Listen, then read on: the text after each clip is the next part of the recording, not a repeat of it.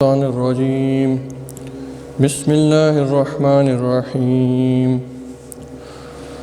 قل يا عبادي الذين أسرفوا على أنفسهم لا تقنطوا من رحمة الله إن الله يغفر الذنوب جميعا إنه هو الغفور الرحيم وأنيبوا إلى ربكم وأسلموا له من قبل أن يأتيكم العذاب ثم لا تنصرون صدق الله العظيم۔ یہ قرآن پاک کی ایک صورت ہے، سورہ زمر کی 2 آیات آپ کے سامنے تلاوت کی ہیں۔ اس میں اللہ تعالیٰ فرما رہا ہے کہ اے نبی صلی اللہ علیہ وسلم کہہ دو کہ اے میرے بندو جنہوں نے اپنی جانوں پر زیادتی کی ہے، اللہ کی رحمت سے مایوس نہ ہو جاؤ، یقیناً اللہ سارے گناہ معاف کر دیتا ہے، وہ تو غفور الرحیم ہے۔ پلٹ آؤ اپنے رب کی طرف اور مطیع بن جاؤ اس کے قبل اس کے کہ تم پر عذاب آ جائے اور پھر کہیں سے تمہیں مدد نہ مل سکے۔ یہ 2 آیات میں اللہ تعالیٰ فرما رہا ہے کہ اللہ تعالیٰ سے مغفرت کی طرف آؤ، اللہ تعالیٰ سے توبہ کی طرف آؤ، اللہ تعالیٰ سے معافی مانگنے کی طرف آؤ اور اللہ کی رحمت سے مایوس نہ ہونا۔ لا تقنطوا من رحمت اللہ تعالیٰ کی رحمت سے بہت امیدیں رکھنا۔ اور آگے کیا اللہ تعالیٰ فرما رہا ہے ان اللہ یغفر الذنوب جميعا، کہ اللہ تعالیٰ تمام کے تمام گناہ معاف کر دیتا ہے۔ انہ هو الغفور الرحیم، وہ تو ہے ہی مغفرت کرنے والا، بہت زیادہ رحم کرنے والا۔ آگے لیکن اللہ تعالیٰ شرط بتا رہا ہے کہ شرط کیا ہے، کس کی مغفرت ہوگی، کس پر اللہ تعالیٰ رحم کرے گا۔ وَأَنِيبُوا إِلَىٰ رَبِّكُمْ وَأَسْلِمُوا، کہ وہ جو پلٹ آئے اللہ تعالیٰ کی طرف، جو پلٹے اللہ تعالیٰ کی طرف، رجوع کرے اللہ تعالیٰ کی طرف، کہ جب اس سے کوئی گناہ ہو جائے، جب کوئی نافرمانی ہو جائے اللہ تعالیٰ کی، تو وہ اللہ تعالیٰ کی طرف پلٹے، اللہ تعالیٰ کی طرف رجوع کرے۔ وَأَسْلِمُوا، اور مطیع اور فرما بردار بن جائے، اللہ تعالیٰ کو کہے یا اللہ میں نے سر تسلیم خم کر دیا، میں آپ کا فرما بردار ہو گیا، میں آپ کا مطیع ہو گیا۔ لَهُ مِن قَبْلِ أَن يَأْتِيَكُمُ الْعَذَابُ ثُمَّ لَا تُنصَرُونَ، قبل اس کے کہ اس پر عذاب آ جائے اللہ تعالیٰ کا اور اس کو کہیں سے بھی مدد نہ مل سکے۔ ثُمَّ لَا تُنصَرُونَ، کوئی بھی اس کی مدد نہ کر سکے۔ اللہ تعالیٰ یہاں پہ فرما رہے ہیں کہ جب میرا عذاب آ جاتا ہے یا میرے عذاب کا فیصلہ ہو جاتا ہے کہ میری طرف سے حکم ہو جاتا ہے کہ عذاب آ جائے، تو کوئی بھی اللہ تعالیٰ کے حکم کے مقابلے میں اس کی مدد نہیں کر سکتا۔ وہ کہیں جا کے چھپ جائے، زمین کی تہوں میں جا کے چھپ جائے، پہاڑوں کے اندر جا کے چھپ جائے، پہاڑوں کی چوٹیوں پہ جا کے چڑھ جائے، کہیں دور نکل جائے کسی اور ملک، صحرا، دریا، بیابان، کہیں چلا جائے، کوئی اس کی مدد نہیں کر سکتا۔ چاہے وہ بہت سارے لشکر لے کے آ جائے، پوری دنیا کی فوجیں اکٹھی کر کے لے جائے، تمام کے تمام اسلحے لے کے آ جائے، اللہ تعالیٰ کہہ رہے ہیں میرے مقابلے میں کوئی اس کی مدد کر ہی نہیں سکتا۔ جب اللہ تعالیٰ کا فیصلہ آ گیا، اللہ تعالیٰ کا حکم ہو گیا عذاب کا، اس کے مقابلے میں کوئی بھی مدد نہیں کر سکتا۔ ثم لا تنصرون، تو شرط کیا ہے اللہ تعالیٰ سے مغفرت کی اور رحمت کی، کہ اللہ تعالیٰ کی مغفرت ہوگی، رحمت ہوگی، کہ اللہ تعالیٰ کی طرف رجوع کرنا ہے، اللہ تعالیٰ کی طرف پلٹنا ہے اور اس کے سامنے مطیع فرما بردار بن جانا ہے، سر تسلیم خم کر دینا ہے اور اللہ تعالیٰ کی رحمت سے مایوس نہیں ہونا۔ لا تقنطوا من رحمت اللہ، اس پہلی آیت میں اللہ تعالیٰ فرما رہا ہے۔ تو اللہ تعالیٰ کی رحمت کے بارے میں جو جتنا اللہ تعالیٰ کا جس کو جتنا تعارف ہوگا وہ اتنا اللہ تعالیٰ کی رحمتوں کے بارے میں جانتا ہوگا، اتنا اللہ تعالیٰ کی رحمت کے بارے میں پر امید ہوگا۔ وہ انبیاء جو تھے نا، نبی، انبیاء، رسول، سب سے زیادہ ان کو اللہ تعالیٰ کا تعارف تھا۔ دیکھیں حضرت یعقوب علیہ السلام، حضرت یعقوب علیہ السلام کے بیٹے 12 بیٹے تھے، 10 بیٹے ایک بیوی میں سے اور 2 بیٹے دوسری بیوی میں سے۔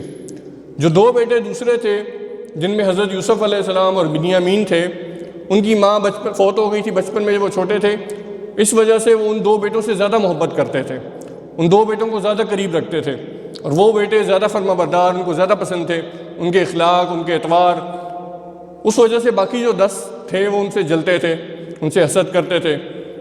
اسی طرح حضرت یوسف کے ساتھ جو کچھ ہوا وہ آپ سب کو پتہ ہے۔ حضرت یوسف 40 سال کے بعد عزیز مصر بنے۔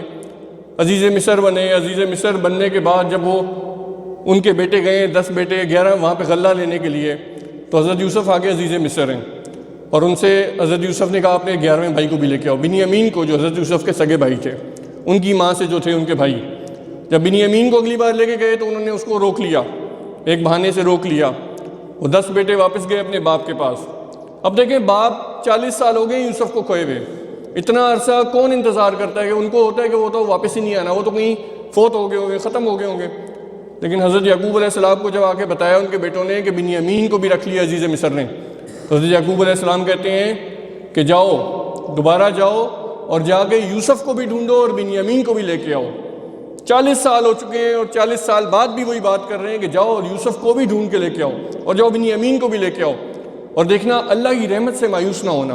قرآن میں اللہ تعالیٰ آگے فرماتا ہے کہ وہ کہتے ہیں یعقوب علیہ السلام، دیکھنا اللہ تعالیٰ کی رحمت سے مایوس نہ ہونا، کیونکہ اللہ تعالیٰ کی رحمت سے تو کافر مایوس ہوا کرتے ہیں۔ یہ ہے اللہ تعالیٰ کا ان کو تعارف۔ اللہ تعالیٰ کی رحمت سے ہم 2 دن کے اندر بھی 2 دن بھی ہم صبر شاید نہ کر سکیں، 2 دن 4 دن 10 دن کے اندر ہم مایوس ہو جائیں کہ نہیں یار اللہ تعالیٰ مجھے نہیں عطا کر رہا، اللہ تعالیٰ میرے لیے آسانیاں نہیں کر رہا، اللہ تعالیٰ مجھے معاف شاید نہیں کر رہا۔ انبیاء کا دیکھیں 40 سال بعد حضرت یوسف علیہ السلام ملے اپنے والد کو، حضرت یعقوب علیہ السلام کو۔ 40 سال تک دعائیں بھی کرتے رہے، روتے بھی رہے، لیکن اللہ کی رحمت سے مایوس نہیں ہوئے۔ اللہ تعالیٰ فرما رہے ہیں لا تقنطوا من رحمت اللہ، لیکن اللہ تعالیٰ سے مغفرت بھی طلب کرنی ہے۔ یہ جو آیت ہے سورۃ الزمر کی، جو پہلی آیت ہے ان 2 آیتوں میں سے، صحابہ سے پوچھا لوگوں نے، تابعین نے پوچھا کہ قرآن کی کون سی آیت آپ کو سب سے زیادہ رحمت والی یا پر امید لگتی ہے؟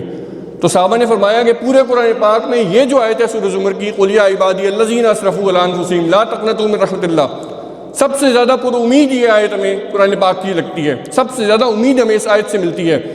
ان اللہ یغفر الذنوب جميعا، اللہ تعالیٰ کہتا ہے میں تمام کے تمام گناہ معاف کر دیتا ہوں، میں تو ہوں ہی غفور الرحیم، لیکن شرط یہ ہے کہ توبہ کرنی ہے، اللہ تعالیٰ سے مغفرت مانگنی ہے۔ مغفرت مانگیں گے نہیں، معافی مانگیں گے نہیں، توبہ کریں گے نہیں تو اللہ تعالیٰ کیسے معاف کرے گا؟ شرط اللہ تعالیٰ نے لگا دی کہ معافی مانگنی ہے، توبہ کرنی ہے۔ ایک تابعی تھے، تابعی گزرے، مالک ابن دینار ان کا نام تھا، حضرت امام حسن بصری رحمۃ اللہ علیہ کے ہم اثر تھے، صحابہ کے شاگردوں میں سے۔ امام مالک ابن دینار رحمۃ اللہ علیہ وہ شراب پیا کرتے تھے، شراب پیا کرتے تھے، پولیس میں ان کی ملازمت تھی، ہر غلط کام وہ کہتے ہیں میں کیا کرتا تھا، میں ہر برا کام کیا کرتا تھا، ہر گناہ کے کام کیا کرتا تھا، رشوت لینا دینا، لوگوں کو تنگ کرنا، مار پیٹ کرنا، جو بھی غلط کام اور بے حیائی کے کام میں کیا کرتا تھا۔ وہ کہتے ہیں میں گناہوں کی زندگی میں پڑا ہوا تھا۔ تو میری شادی ہو گئی، میری ایک بیٹی ہوئی، وہ کہتے ہیں میری بیٹی ہوئی اور مجھے اپنی بیٹی سے بہت محبت تھی، بہت زیادہ، وہ بھی مجھ سے بہت محبت کرتی، میں بھی اس سے بہت محبت کرتا۔ میری بیٹی 2 سال کی ہو گئی، 2 سال کی ہوئی تو وہ میرے پاس آتی، میں شراب پی رہا ہوتا، وہ میرے پاس آتی اور مجھ سے شراب چھین کے پھینکنے کی کوشش کرتی، مجھ سے چھین رہی ہوتی، حالانکہ اس کو شعور بھی نہیں تھا، اس کو عقل بھی نہیں تھی، 2 سال کی تھی وہ، لیکن میں پھر بھی پینے لگتا تو وہ مجھ سے لے کے میرے کپڑوں پر پھینک دیتی شراب میری، وہ مجھے روک رہی ہوتی تھی۔ تو وہ کہتے ہیں کہ وہ 2 سال کی عمر میں وہ کچھ عرصے بعد فوت ہو گئی، 2 سال کی عمر میں فوت ہو گئی۔ مجھے بہت غم ہوا، مجھے بہت دکھ ہوا، مجھے اپنی بیٹی سے بہت محبت تھی۔ تو وہ کہتے ہیں کہ کچھ عرصے کے بعد میں نے صبر کر لیا، کچھ عرصے کے بعد میں ایک دن رات کو سو رہا تھا، شراب کے نشے میں دھت میں جا کے پڑا اپنے بستر پر اور میں سو گیا۔ تو کہتے ہیں رات کو میں نے خواب دیکھا کہ بہت ساری قبریں ہیں، قبروں سے لوگ نکل رہے ہیں، قبروں سے لوگ اٹھ رہے ہیں اور ایک جگہ کی طرف بھاگ رہے ہیں، ایک سمت کی طرف بھاگ رہے ہیں۔ وہ کہتے ہیں میں بھی قبر سے نکلا باہر اور میں بھی ان کے ساتھ بھاگنے لگ گیا ایک طرف۔ کہتے ہیں ابھی میں بھاگ رہا تھا کہ پیچھے سے مجھے بہت ایک عجیب سی آواز آئی، بڑی خوفناک سی آواز آئی۔ کہتے ہیں میں نے پیچھے مڑ کے دیکھا تو ایک بہت بڑا اژدہا سانپ، بہت بڑا سانپ، اتنا بڑا سانپ اور اتنا خوفناک سانپ کہ میں نے کبھی زندگی میں دیکھنا تو دور تصور بھی نہیں کیا ہوگا ایسے سانپ کا، کالے رنگ کا خوفناک سانپ اور اتنا بڑا سانپ اژدہا، اور وہ میرے پیچھے آ رہا ہے تیزی میں۔ کہتے ہیں میں نے مزید تیز بھاگنا شروع کر دیا اور وہ سانپ باقی لوگوں کو چھوڑ کے میرے پیچھے بھاگ رہا ہے۔ کہتے ہیں میں بہت خوفزدہ کہ وہ ایک ہی نوالے میں مجھے نگل لے، ایک ہی لقمے میں مجھے کھا لے، اتنا بڑا وہ سانپ۔ میں کہتے ہیں تیز بھاگ رہا ہوں، ہاں پرا کہاں پرا بھاگ رہا ہوں میں، تو دیکھتا ہوں کہ رستے میں ایک بزرگ بیٹھے ہوئے ہیں، ایک بہت ہی کمزور اور ضعیف بزرگ بیٹھے ہوئے رستے میں۔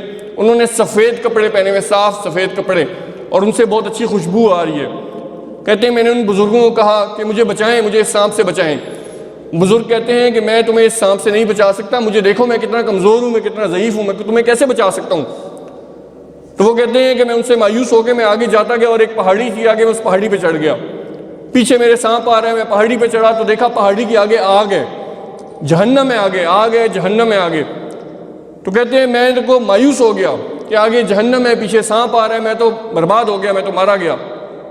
تو کہتے ہیں کتنے میں مجھے فرشتوں کی آواز آئی کہ تمہارے لیے جہنم کا فیصلہ نہیں ہوا، تمہارے لیے بھی جہنم کا فیصلہ نہیں ہوا۔ کہتے ہیں مجھے ایک امید ملی، ایک امید کا پیغام ملا کہ ابھی جہنم میرے لیے نہیں ہے۔ تو کہتے ہیں میں دوسری سمت میں بھاگا، سانپ میرے پیچھے آیا اس طرف بھی، اور دیکھا تو وہاں بھی وہی بزرگ بیٹھے ہوئے رستے میں. تو میں نے کہا کہ مجھے بچائیں، مجھے اس سانپ سے بچائیں. تو بزرگ دوبارہ کہتے ہیں کہ تم دیکھ نہیں رہے میں کتنا کمزور ہوں، میں کتنا ضعیف ہوں، میں تمہیں کیسے بچا سکتا ہوں اس سانپ سے. پھر وہ بزرگ کہتے ہیں کہ تم ایسا کرو کہ سامنے وہ ایک پہاڑ ہے، اس پہاڑ پہ چلے جاؤ. اس پہاڑ میں اللہ تعالیٰ نے مسلمانوں کی امانتیں رکھی ہوئی ہیں. ہو سکتا ہے کہ تمہاری بھی اگر وہاں کوئی امانت ہے وہ تمہیں بچا لے. اس پہاڑ کی طرف چلے جاؤ، تمہیں سامنے پہاڑ نظر آ رہا ہے. مالک ابن دینار کہتے ہیں کہ میں پہاڑ کی طرف بھاگا. جب میں پہاڑ کے قریب گیا تو میں نے دیکھا کہ اس پہاڑ میں بڑے خوبصورت دروازے ہیں، سونے کے دروازے ہیں. اس پہاڑ میں غار سے بنے ہوئے ہیں، اس کے اوپر دروازے لگے ہوئے ہیں.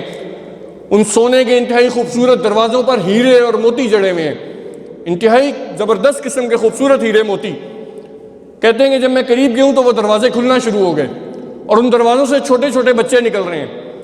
وہ بچے نکل رہے ہیں اور کچھ بچے میرے پاس آئے ہیں. میرے پیچھے سانپ بھی آ رہا ہے. بچے میرے پاس آئے ہیں اور بچے پیچھے مڑ کے انہوں نے باقی بچوں کو آواز دی کہ ادھر آؤ، اس شخص کے پیچھے سانپ لگا ہے، ادھر آ کے اس کو بچاؤ. وہ کہتے ہیں کہ بہت سارے بچے، مزید بچے نکل کے آئے، بہت سارے بچے میرے پاس آ رہے ہیں. تو دیکھا کہ ان میں سے میری بیٹی بھی نکل کے آ رہی ہے. ان بچوں میں سے میری بیٹی آئی، میرے پاس آئی. میری بیٹی نے اپنے بائیں ہاتھ سے میرا دایاں ہاتھ پکڑا اور اپنے دائیں ہاتھ سے یوں سانپ کی طرف اشارہ کیا، سانپ کے رک جانے کا اشارہ کیا. تو سانپ وہیں پہ رک گیا اور واپس مڑ کے واپس چلا گیا. تو میری بیٹی نے میرا دایاں ہاتھ پکڑ کے مجھے بٹھایا اور آ کے میری گود میں بیٹھ گئی اور مجھے پیار کرنے لگ گئی اور میری داڑھی کو پکڑ کے چھیڑنے لگ گئی. تو وہ کہتے ہیں کہ میری بیٹی نے جب مجھے پیار کر رہی ہے پھر کہتی ہے کہ ابا جان کیا آپ نے اللہ تعالیٰ کی قرآن پاک کی وہ آیت ابھی تک نہیں سنی، نہیں پڑھی کہ کیا ایمان لانے والوں کے لیے وہ وقت ابھی تک نہیں آیا کہ ان کے دل اللہ تعالیٰ کی یاد سے ڈر جائیں، ان کے دل اللہ تعالیٰ کے ذکر، اللہ تعالیٰ کی یاد سے، اللہ تعالیٰ کی خشیت ان پہ طاری ہو جائے، اللہ تعالیٰ کے ذکر سے ڈر جائیں. وہ کیا وہ وقت نہیں آیا ایمان لانے والوں کے لیے ابھی تک؟ تو وہ کہتے ہیں کہ یہ میں سن کے رونے لگ گیا، اپنی بیٹی کی یہ بات سن کے میں رونے لگ گیا. اور پھر میں نے پوچھا کہ بیٹی تمہیں کیسے پتا قرآن پاک کا؟ تم تو 2 سال کی تھی فوت ہو گئی، ہم نے تو تمہیں قرآن پاک نہیں پڑھایا، تم تو چھوٹی سی تھی. تو وہ کہتی ہے کہ ابا جان ہم سارے یہاں مسلمانوں کے بچے ہیں اور یہاں پہ اللہ تعالیٰ نے ہمیں قرآن پڑھانے کا انتظام کیا ہوا ہے. اللہ تعالیٰ یہاں پہ ہمیں قرآن پڑھواتا اور سکھاتا ہے، ہمیں آپ سے زیادہ قرآن پاک آتا ہے. تو پھر وہ پوچھتے ہیں اپنی بیٹی سے کہ بیٹی یہ سانپ کون تھا؟ یہ سانپ میرے پیچھے آ رہا تھا، یہ کیوں آ رہا تھا میرے پیچھے؟ تو وہ بیٹی کہتی ہے ابا جان یہ آپ کے گناہ تھے، یہ آپ کے گناہ تھے. آپ جتنے زیادہ گناہ کرتے جائیں گے یہ سانپ بڑا ہوتا جائے گا، مزید خوفناک ہوتا جائے گا، مزید دہشتناک ہوتا جائے گا جتنے آپ گناہ کرتے جائیں گے. تو وہ کہتے ہیں کہ میں ڈر گیا، میں خوفزدہ ہو گیا. پھر کہتے ہیں میں نے پوچھا وہ بوڑھے ضعیف کون تھے جو رستے میں آتے تھے، وہ ضعیف کمزور بزرگ جو مجھے نہیں بچا پا رہے تھے؟ تو بیٹی کہتی ہے ابا جان وہ آپ کی نیکیاں تھیں، آپ کے نیک اعمال تھے، بہت تھوڑے تھے اس لیے وہ بہت کمزور تھے، بہت تھوڑے نیک اعمال آپ نے کیے اس لیے وہ ضعیف تھے، بوڑھے تھے، بزرگ تھے، وہ آپ کو نہیں بچا سکتے تھے. تھے سفید کپڑوں میں، تھے بڑی خوشبودار تھے، خوشبو آ رہی تھی ان سے بڑی زبردست، لیکن تھے تھوڑے سے آپ کے نیک اعمال. تو وہ کہتے ہیں کہ اسی اسنا میں میری آنکھ کھل گئی، میری آنکھ کھل گئی تو فجر کی اذانیں ہو رہی تھی. مالک ابن دینار کہتے ہیں کہ میں نے وضو کیا، میں مسجد گیا نماز پڑھنے. تو مسجد میں نماز میں امام صاحب نے وہی آیت تلاوت کی جو میری بیٹی نے مجھے سنائی تھی کہ کیا ایمان لانے والوں کے لیے ابھی وہ وقت نہیں آ گیا کہ ان کے دل اللہ تعالیٰ کی یاد سے ڈر جائیں، ان کے دلوں پر اللہ تعالیٰ کی خشیت، اللہ تعالیٰ کا خوف طاری ہو جائے؟ کیا ایمان لانے والوں کے لیے ابھی وہ وقت نہیں آ گیا؟ یہ ایمان، یہ مالک ابن دینار رحمۃ اللہ علیہ. پھر انہوں نے توبہ کی، اللہ تعالیٰ سے معافی مانگی، استغفار کی، توبہ کی اپنے گناہوں سے، اور پلٹے جیسا پلٹنے کا حق تھا، توبہ کی جیسا توبہ کرنے کا حق تھا. اللہ تعالیٰ قرآن میں کہتا ہے یا ایھا الذین آمنوا توبوا الی اللہ توبۃ نصوحا، اے لوگوں جو ایمان لائے ہو اللہ تعالیٰ سے توبہ کرو، سچی توبہ. انہوں نے توبہ کی اللہ تعالیٰ سے سچی، اور وہ پھر کیا بنے؟ وہ امام مالک ابن دینار رحمۃ اللہ علیہ بنے، کہ جو ایک بہت ہی بڑے دین کے علم رکھنے والے، شیخ القرآن، شیخ الحدیث، صحابہ کے شاگرد، بہترین شاگردوں میں سے ایک شاگرد بنے، تابعی بنے. یہ ہے اللہ تعالیٰ سے جب ہم توبہ کریں گے، پلٹیں گے اللہ تعالیٰ کی طرف، گناہوں سے معافی مانگیں گے، تب اللہ تعالیٰ ہمیں تھام لے گا، اللہ تعالیٰ ہمیں آگے بڑھائے گا، نیکیوں کو پروان چڑھائے گا، نیکیوں میں ہمیں آگے بڑھائے گا. ایک حضرت حمزہ رضی اللہ تعالیٰ عنہ، نبی صلی اللہ علیہ وسلم کے چچا، بہترین افراد میں سے ایک فرد، بہترین مسلمانوں میں سے ایک مسلمان، بہترین صحابہ میں سے ایک بہترین صحابی، چوٹی کے صحابہ میں. حضرت حمزہ رضی اللہ عنہ کو شہید کیا ایک شخص نے جس کا نام تھا وحشی. وہ وحشی غلام تھا ابو سفیان کا اور ابو سفیان کی بیوی ہند کا. اس نے غزوہ احد میں نیزے کا نشانہ لے کے حضرت حمزہ کو شہید کیا. اور پھر فتح مکہ کے بعد وحشی مسلمان ہو گئے, نبی صلی اللہ علیہ وسلم کے پاس آئے, کلمہ پڑھا, مسلمان ہو گئے اور حضرت وحشی رضی اللہ تعالیٰ عنہ بن گئے, صحابی رسول بن گئے. لیکن نبی صلی اللہ علیہ وسلم نے کہا کہ تم میرے سامنے نہ آیا کرو, تم میرے سامنے نہ آنا. مسلمان تم ہو گئے ہو, تمہارے تمام گناہ معاف ہو گئے, تمام گناہ دھل گئے تمہارے, لیکن تم میرے سامنے نہ آنا, تمہیں دیکھ کے مجھے اپنے چچا کی یاد آئے گی. تو وحشی ساری زندگی نبی صلی اللہ علیہ وسلم کے سامنے نہیں آئے دوبارہ, کہ نبی صلی اللہ علیہ وسلم کو تکلیف نہ ہو, نبی صلی اللہ علیہ وسلم کو یاد نہ آئے اپنے چچا کی, اور وہ غمگین اور اداس نہ ہو. وحشی رویا کرتے تھے. اسلام لانا, مسلمان ہونا بھی تمام گناہ, دو چیزیں, یا اسلام لانا, کافر سے مسلمان ہو جانا تمام گناہ دھو ڈالتا ہے, یا پھر اللہ تعالیٰ سے توبہ کرنا تمام گناہ دھو ڈالتا ہے. اور تمام گناہ ایسے دھو ڈالتا ہے جیسے کوئی حج کر کے آتا ہے, حدیث میں آتا ہے حج کر کے آتا ہے اور حج میں کوئی گناہ کا کام نہیں کرتا, بے حیائی کا کام نہیں کرتا, تو وہ ایسے گناہوں سے پاک ہو جاتا ہے جیسے ابھی بچہ پیدا ہوا ہے, ابھی ماں کے پیٹ سے نکلا کہ اس نے کوئی گناہ کیے ہی نہیں. اس طرح اللہ تعالیٰ سے جب توبہ کی جاتی ہے, سچی توبہ, تمام گناہ معاف ہو جاتے ہیں. یا کوئی کافر مسلمان ہوتا ہے, مشرک مسلمان ہوتا ہے, تمام گناہ معاف ہو جاتے ہیں. تو ان کے گناہ معاف ہو گئے, لیکن پھر بھی رویا کرتے تھے, توبہ کیا کرتے تھے کہ میں نے حضرت حمزہ رضی اللہ عنہ کو شہید کیا. اور پھر ایک موقع آیا, جنگ کا موقع, اسلام کے بہت بڑے دشمن کے ساتھ.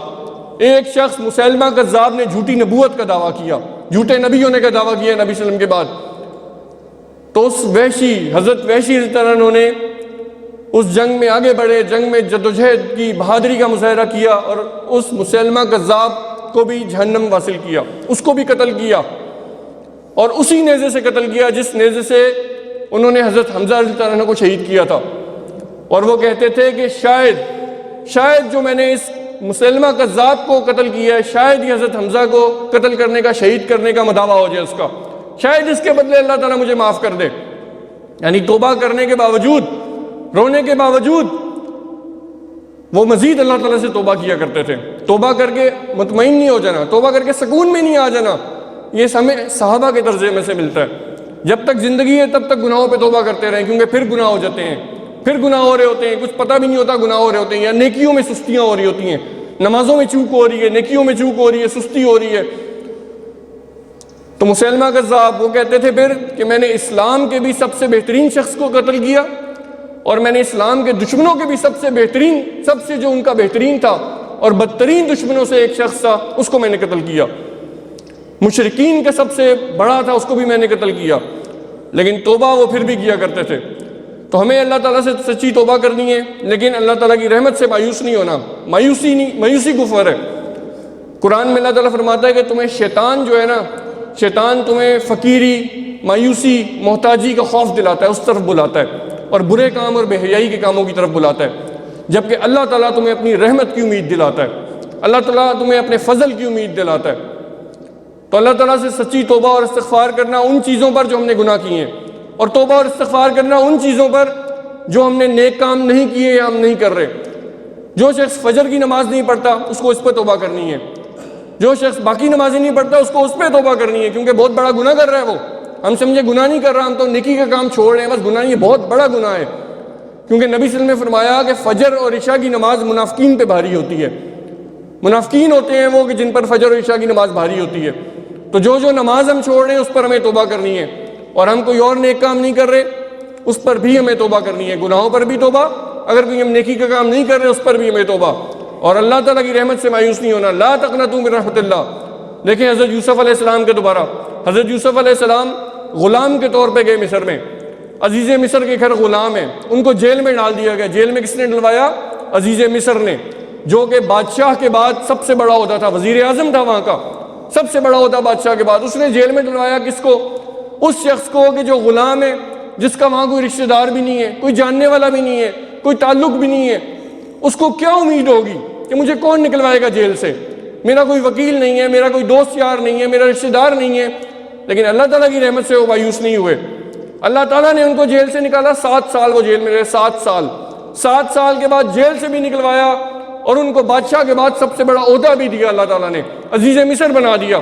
وجہ ان کو اللہ تعالیٰ کی رحمت سے مایوسی نہیں تھی، ان کو تعارف تھا اللہ تعالیٰ کی رحمت کا، اللہ تعالیٰ کا.